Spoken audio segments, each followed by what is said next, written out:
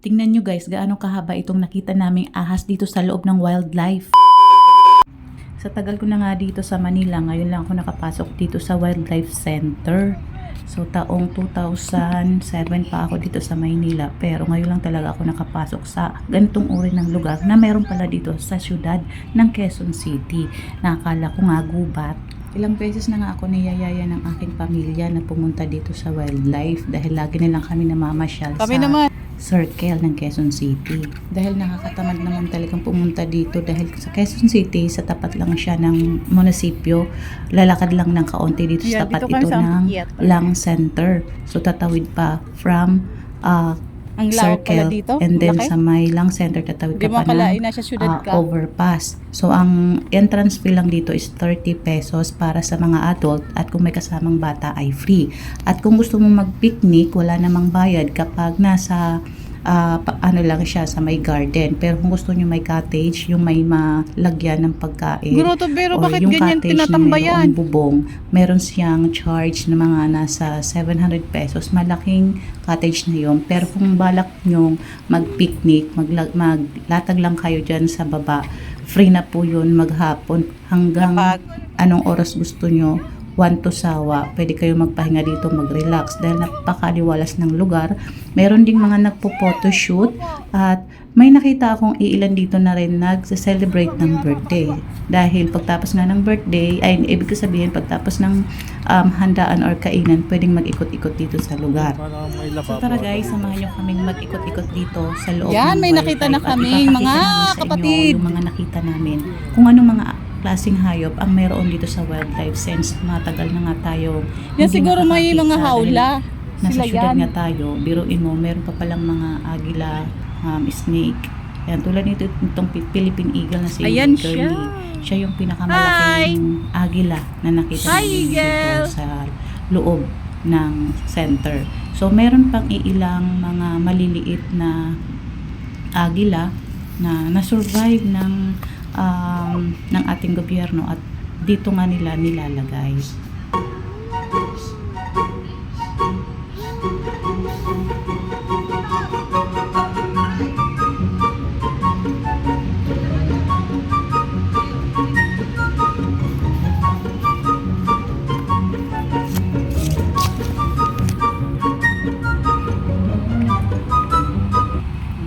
Guys, pupunta kami dito sa malaking hala. Curious kami kung anong meron. Tingnan mo naman ang paligid. Napakaliwalas talaga. Ma-relax talaga ang iyong mga mata sa mga malaberding pananim at halaman. So ito na nga guys. Meron kaming nakitang maliliit na agila. Dito yung mga Ayan eagle. siya guys. So medyo mahaba-haba ang video natin ngayon. Kaya panoorin niyo guys at pakita namin sa inyo. Ayan o! Ayan yung eagle o!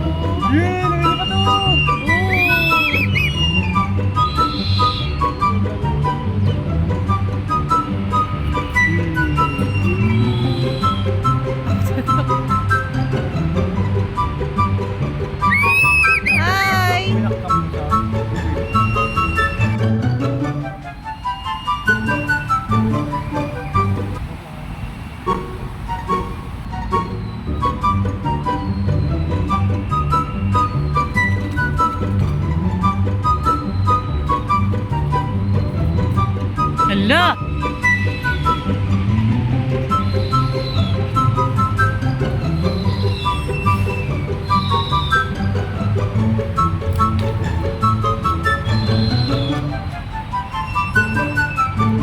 Tingnan ko itsura ni Miguel. Lalapit na naman. Itsura ni Miguel. Ang takot. Ala. Dapat may pagkain tayong binibigay. Yan, may oras lang tayo.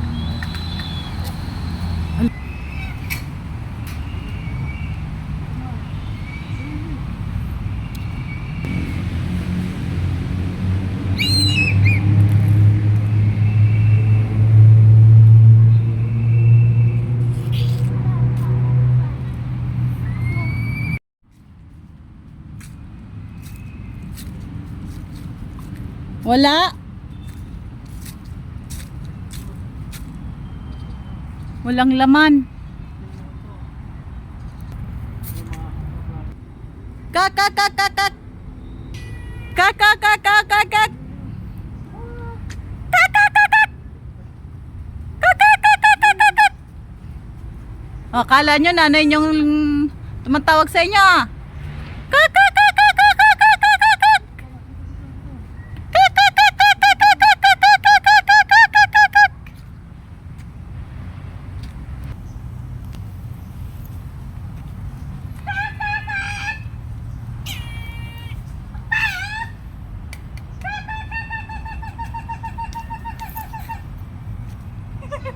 Buhatin mo si Miguel. Pareho kami ng boses, ano?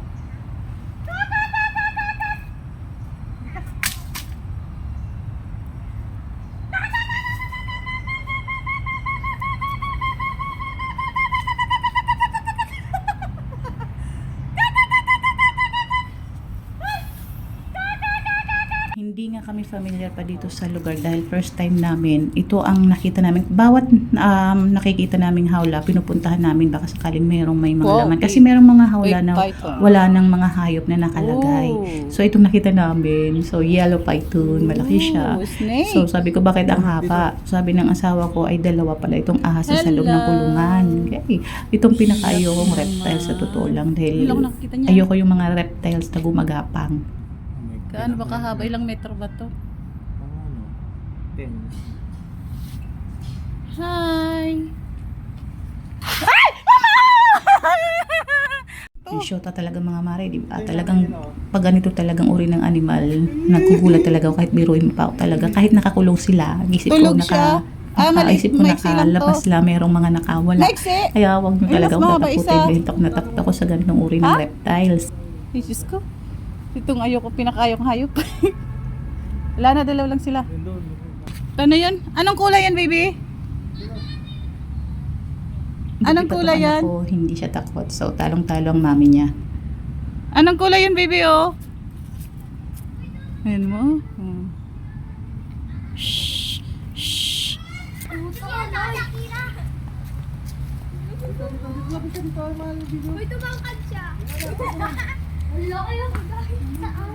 Nasaan dyan? Ayun, boy. Ito. Ay, may black pa. Hello. Saan yung sobra? Wala, ang ganda. Nalunod. Ha? Ano nalunod? Wala na yan? Uy, yan. Siyempre. Natutulog yan. Ay, ganun? Nagpapalamig sila pag mainit. Ang ano nila, kaya pag mainit ang panahon, kung saan sila nagsusuksok.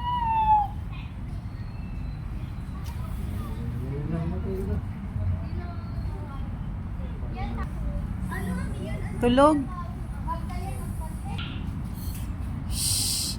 Ano sabi ng fish? Ay, shh. Fish. Snake.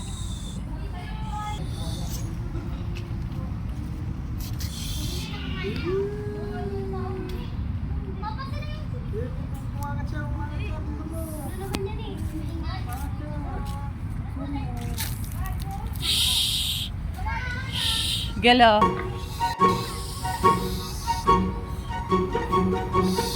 Ba't hindi siya makaangat ng sobra?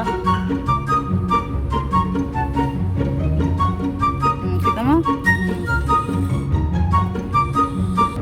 Uy, Miguel.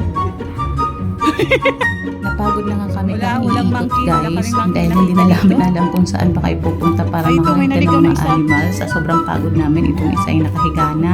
Sa kagustuhan nga ng aming anak na makakita ng isang gorilla, ba itong tatay niya na lang ang nag-apping na unggoy para tumigil May na isang itong monkey anak na namin. nagpapahinga. Si Miguel, oh, ah, ah, oh, ah, ah, oh.